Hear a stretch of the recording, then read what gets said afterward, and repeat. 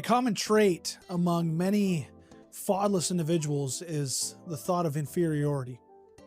You're thinking maybe you're not as good as those around you that have a mom and a dad together.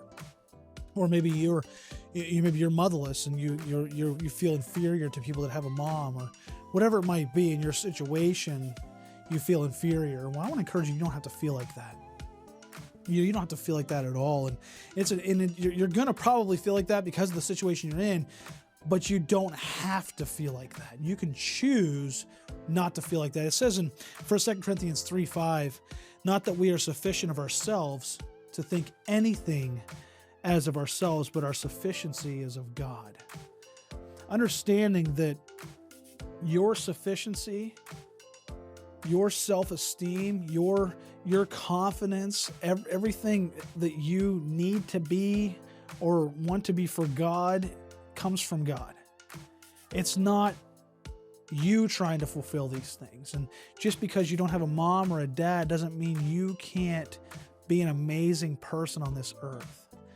And you know, the devil's going to lie to you. He's going to try to make you feel like you're not as good as other people. And I used to feel like that a lot, and I still battle with this, where I see other people, and even in ministry, I felt this way, where I've been in ministry and I see guys that are pastors along me that maybe they had a dad growing up, or they grew up in the ministry and I didn't grow up in the ministry.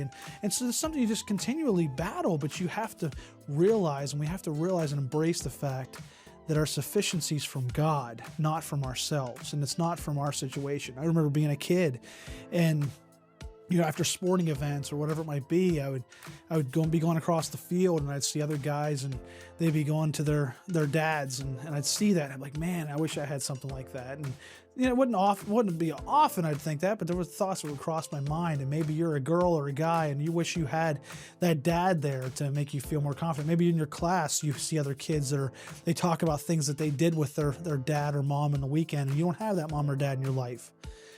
Well, you can find your sufficiency from God. Now, maybe your situation is not like them.